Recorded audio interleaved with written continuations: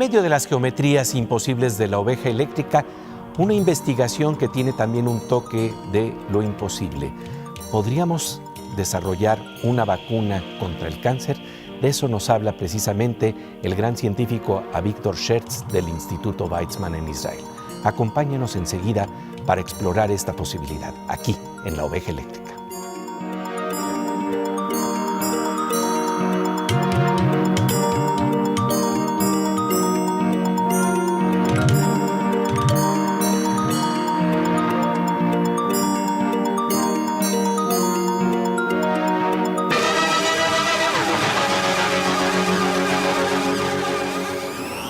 Bienvenidos al universo de la oveja eléctrica, el programa de ciencia y pensamiento de Canal 22. Hoy hablaremos de una estrategia contra el cáncer que investiga la posibilidad de una vacuna contra este padecimiento.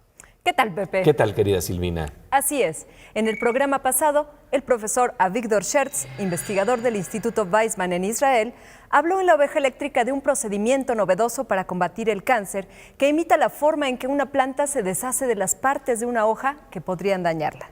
Mediante el enfoque del profesor Schertz, se hacen llegar al tumor bacterioclorofilas que luego son iluminadas de una manera muy particular, de tal suerte que producen moléculas tóxicas de corta duración que rápidamente destruyen los vasos sanguíneos del tumor. El resultado es que se destruye el tumor mientras que las estructuras sanas no son tocadas. En esta emisión de la oveja eléctrica, el profesor Schertz conversa con Pepe Gordon sobre cómo se aplica este método no invasivo en los seres humanos.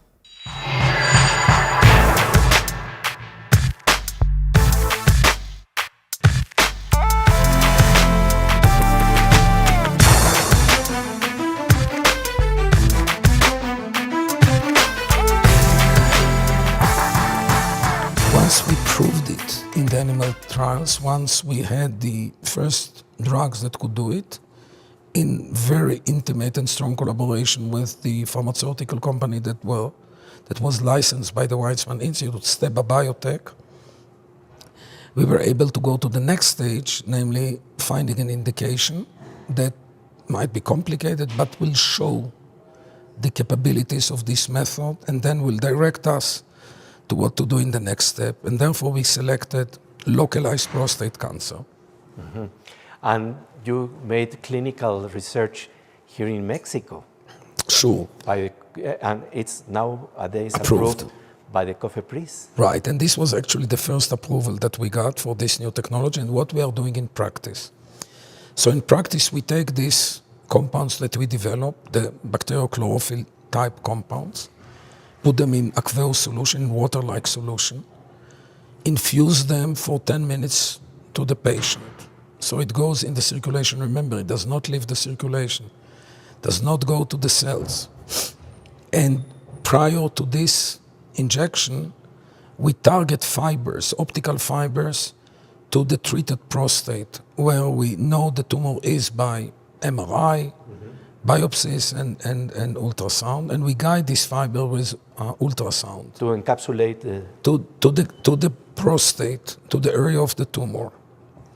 After 10 minutes of infusion of the drug, we stop the infusion, immediately turn on the laser to which these fibers are hooked, and illuminate the prostate from within for 22 minutes.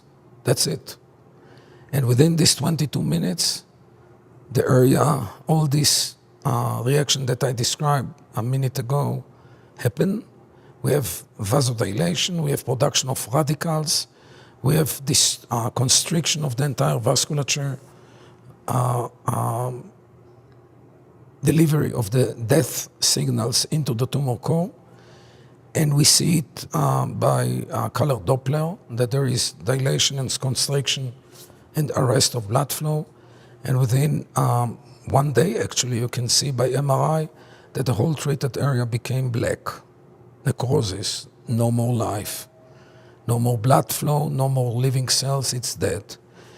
And this, when we did this on the prostate of humans, we first ran into close to 200 patients in Europe and the United States with what is called up to phase 2 clinical trials, where you optimize and we show very good results and high rate of eradication of the tumor with no repetition for several years, biopsy negative and so forth. And then the company decided to go on phase 3 clinical trials where they recruited 400 patients in Europe and 80 patients mostly in Mexico and Panama and Peru. And this result went so well that, first of all, the Mexican authorization regulators decided to give it the first approval for early-stage prostate cancer treatment. Now it has been just increased a month ago to more advanced, still locally prostate cancer, what we call Gleason 7, 3+4. El Gleason 7 es considerado un cáncer de grado medio. Me parece importante subrayar que fue en México precisamente donde se dio la primera aprobación de este tratamiento. Después del corte, seguiremos conversando con el profesor Víctor Schertz. Hablaremos sobre cómo funciona en la práctica este tratamiento y qué nuevas vías abre en otros tipos de cáncer. Mientras tanto, vamos con nuestra compañera Aura López y las sorpresas que nos trae el mundo de la tecnología.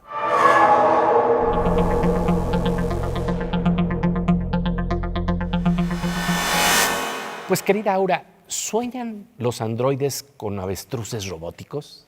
Pues yo creo que sí, y justamente a científicos del Instituto de Florida se les ocurrió una idea para que pudieran soñar de esa forma. ¿Por qué? Porque hicieron un robot que corre de forma elíptica o con movimientos similares a los del avestruz, como bien lo mencionas. La diferencia de este robot es que no usa un sensor ni está dirigido por una computadora, sino que todo está basado en el sistema de locomoción. Y lo que lograron y vieron que cómo hacer y mejorar fue justo lograr esta locomoción o movimiento en sus patas robóticas. Lo interesante es que lo ponen en una caminadora y a lo que en nuestra vista, como ahorita se ve simple, para ellos requiere mucha complejidad de lograr el movimiento, de que el robot puede correr hasta 19 kilómetros, va rapidísimo. Y lo interesante, bueno, lo padre también de esto es que no puede moverse a los lados, pero sí de forma delantera y trasera. Entonces es un avance que está interesante, que está en tendencia y que los robots es un tema del que vamos a hablar mucho de aquí a muchas ovejas. Sí, yo creo que lo que vamos a ver tarde que temprano es avestruces eléctricos. Tal cual, justamente como lo mencionas. Y como siempre, pues agradecemos tu presencia aquí en La Oveja Eléctrica. Gracias a ti, Pepe. Volvemos enseguida a La Oveja Eléctrica, en donde estamos conversando con el profesor Víctor Schertz del Instituto Weizmann sobre un enfoque novedoso para combatir el cáncer que investiga la posibilidad de una especie de vacuna contra este padecimiento.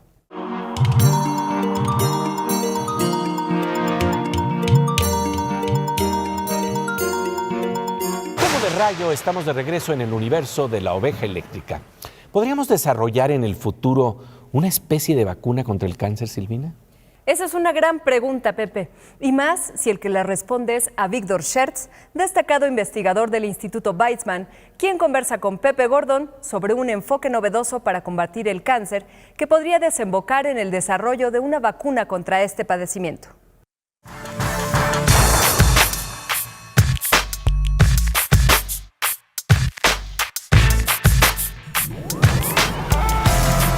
Patient undergo one treatment. They may go another treatment after 1 year if there is a cancer in the other lobe that was not treated, the other part of the prostate, again with similar result. They are back home after a few hours, back to work after 2 or 3 or 4 days, and all normal activities, maintaining their erectile function, urinary functions, and so forth. And this without inflammation, without toxicity? Very little inflammation, that is like any other urological intervention, but nothing that is very serious in the majority, the big majority of the patients. Very few had some inflammation that was transient. And that's it. So it shows clear advantages, and it gives this alternative to patients that could undergo active surveillance with the fear of having progression of the tumor, which we clearly show in this phase 3 trial, that if you don't treat, you have progression, clear progression, and also progression to radical therapy, which was about 3 times higher than in the non-treated group compared to the treated.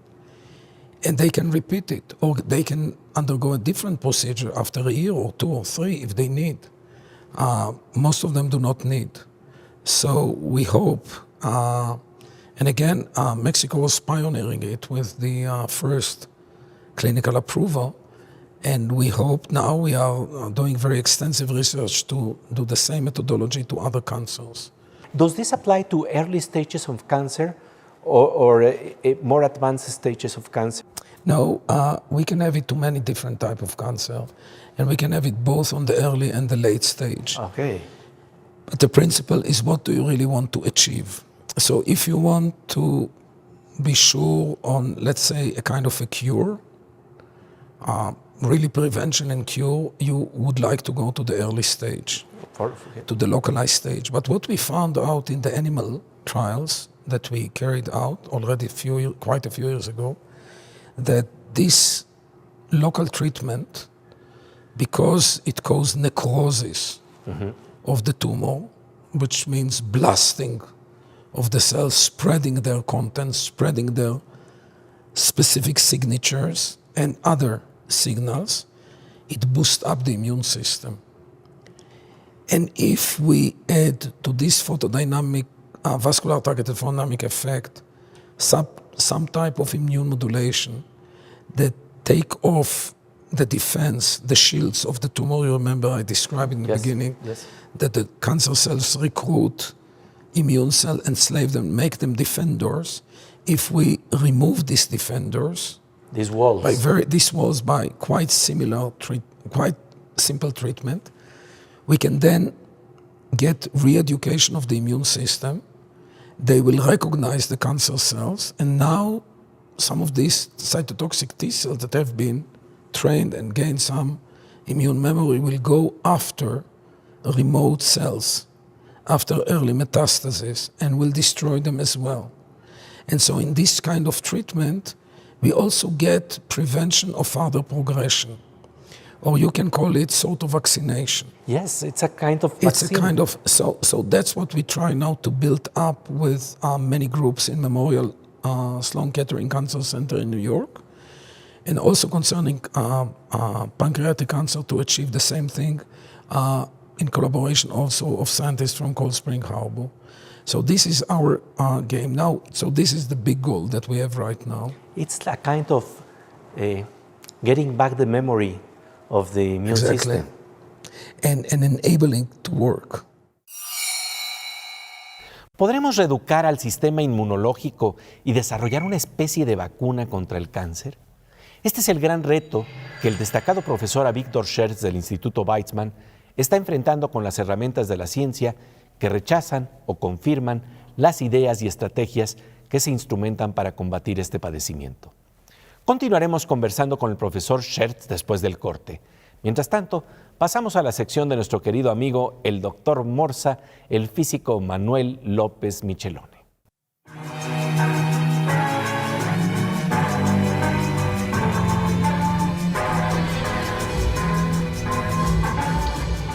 Pues querido doctor Morsa, gracias, Pepe. Qué bueno estar aquí juntos para hablar de algo muy interesante. Fíjate que el día de hoy hemos tocado el problema del cáncer. Y bueno, ¿cómo se da el cáncer en los sistemas informáticos, metafóricamente hablando? Bueno, yo te hablaría, Pepe, de Internet mismo, ¿no?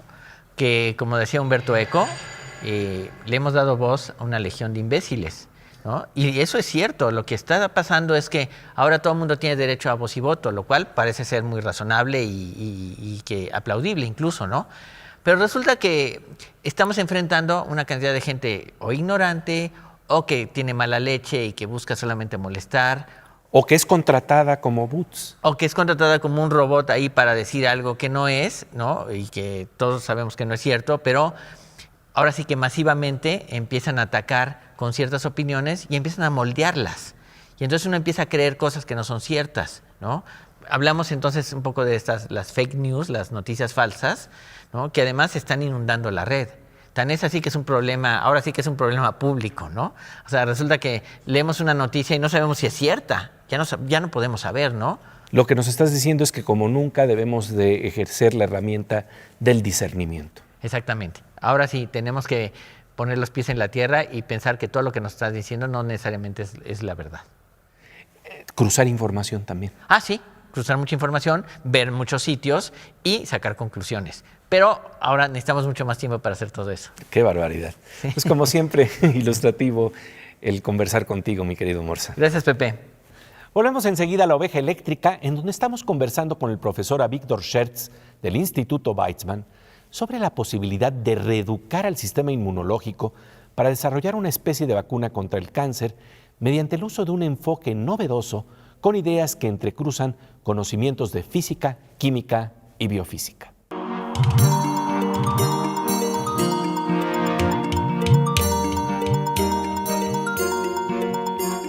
Como de rayo, estamos de regreso en el universo de la oveja eléctrica, en donde estamos conversando sobre una estrategia para combatir el cáncer que trata de imitar los procesos de la naturaleza para deshacerse de órganos disfuncionales. Este enfoque ya tiene sus primeros frutos en el combate de las primeras etapas del cáncer de próstata. Sin embargo, el profesor Avigdor Schertz del Instituto Weizmann va aún más lejos. Desea conjuntar estos estudios con la ambiciosa posibilidad de reeducar al sistema inmunológico para desarrollar una especie de vacuna contra el cáncer. Pepe Gordon conversa con el profesor Schertz sobre la dirección de estas investigaciones.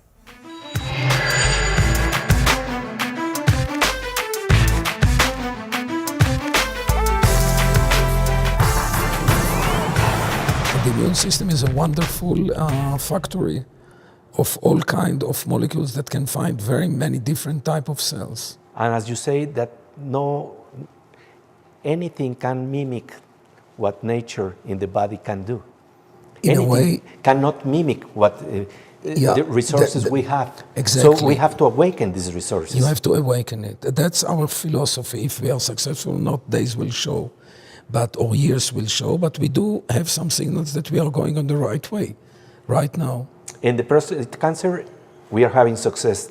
With the prostate cancer, localized, it's okay. Now we are going on more progress prostate cancer, more advanced, higher, and that's the clinical trials that we expect to start this year in Memorial Sloan Kettering on this kind of disease, esophageal cancer, cancers of the urinary tract, and triple-negative breast cancer, possibly in a few years also on the pancreatic cancer.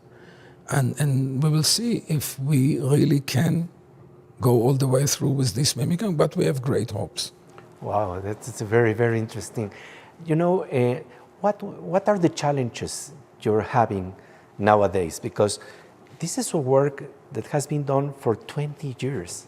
Right, but actually the last compound, the one that is used now, was synthesized in my lab about 12 years ago. Get out of the lab. It took another 2 or 3 years for the company to get it into clinical trials. Called Tucat, yes? Tucat soluble. Soluble. The previous one was just Tucat. What's the meaning of Tucat in Hebrew? Well, Tucat in Hebrew is a kind of a center of light, the focus of light or the focus of fire. So when it says in the Bible, let there be fire, which is in Hebrew, Tukad esh al hamizbeach. There will be fire.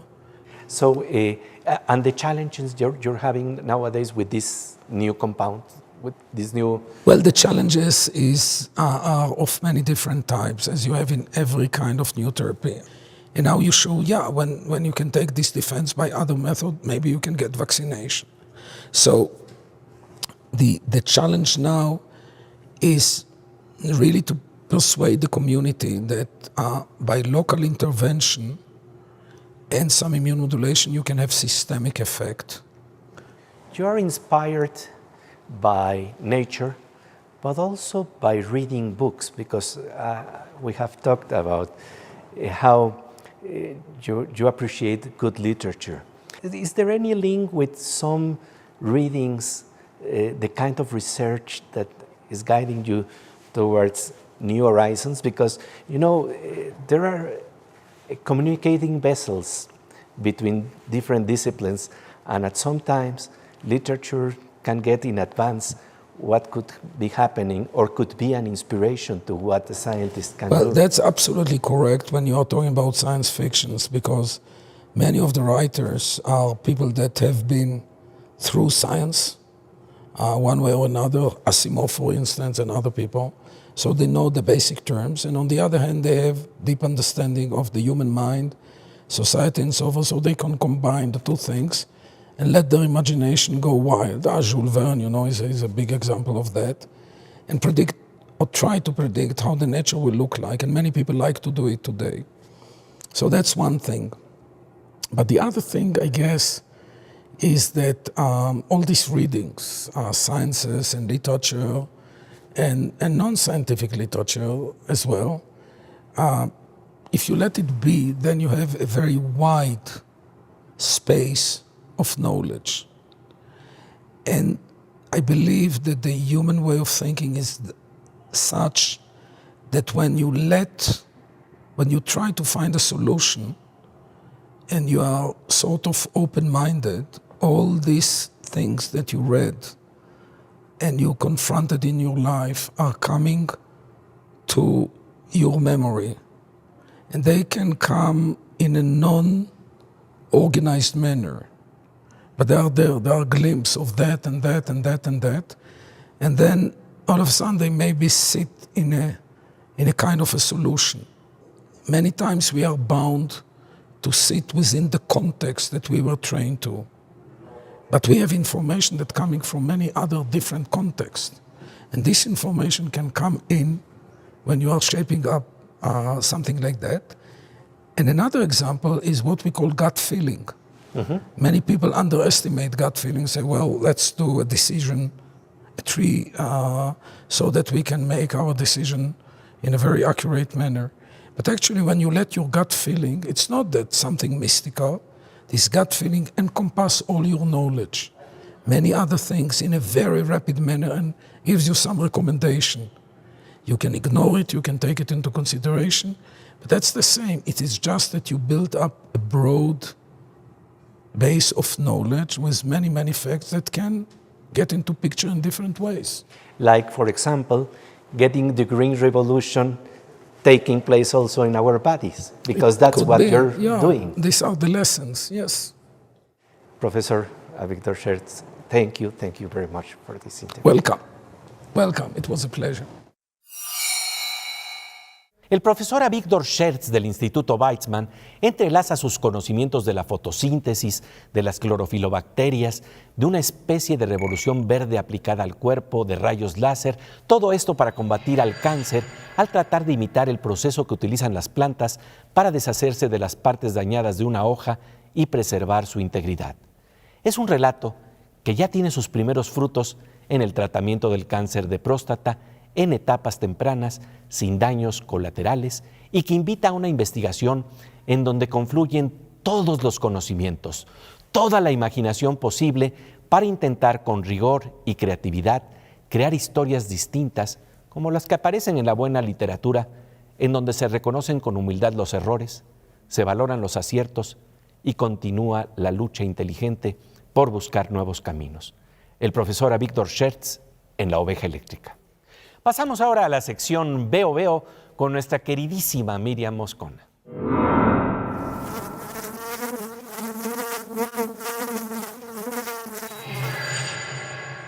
Pues querida Miriam, como siempre un gusto encontrarnos aquí en La Oveja. ¿Verdad que sí, Pepe? Oye, Miriam, se habla mucho de la madre naturaleza. ¿Por qué? Pues porque es madre y porque las madres apapachan, curan, sanan, exacto. Y en este sentido, tú sabes que a muchas plantas se le atribuyen efectos medicinales, y no es un cuento chino ni una conseja sin rigor, pues. Y hoy concretamente lo que vamos a ver son todas estas propiedades medicinales de la clavelina. La clavelina es una flor que la fotógrafa mexicana Patricia Lagarde trabajó como uno de sus proyectos que tienen siempre un ojo, un interés en el mundo de la botánica. Ella cada vez lleva más lejos este interés y le pidió el apoyo a un científico que tiene un microscopio electrónico, un microscopio láser, perdón, que le permite ver la fluorescencia de estas plantas. Vamos a ver qué bellas imágenes. Y sanadoras. Esta composición psicodélica corresponde a la clavelina, también conocida como amapola blanca, empleada en el sureste de México y cultivada en huertos familiares para aliviar afecciones respiratorias como el asma y la tos. En el siglo XVI, Martín de la Cruz indica su empleo en tisanas para la supuración. Desde entonces se decía que cura las úlceras. A finales del siglo XVIII, Vicente Cervantes relata: se venden sus flores con mucha estimación en la Plaza de México. El cocimiento de la corteza de la raíz alivia el dolor de muelas y afirma la dentadura. Asimismo, se explica, es un buen diurético. La inteligencia y el poder curativo de la sabia naturaleza en las palabras de nuestra querida compañera Miriam Moscona. Y ahora, Pepe, nos vamos a la sección Cantos Cuánticos con Fernando Rivera Calderón.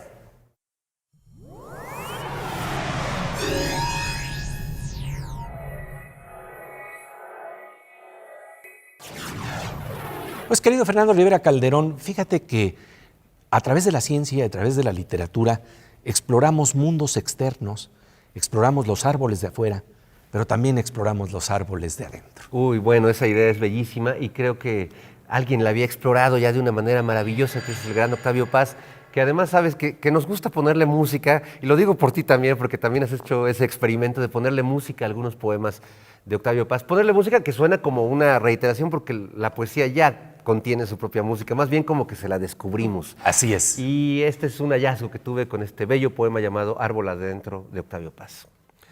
Creció en mi frente un árbol,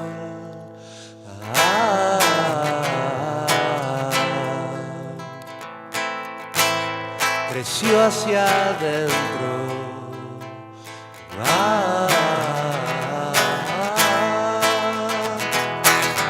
sus raíces son venas, nervios son sus ramas, sus confusos follajes, pensamientos, tus miradas lo encienden y sus frutos de sombra son naranjas de sangre, son granadas de lumbre, amanece.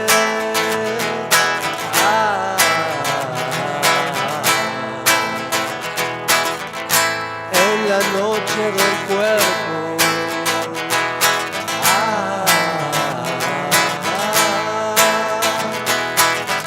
allá adentro en mi frente, el árbol habla, acércate, lo oyes.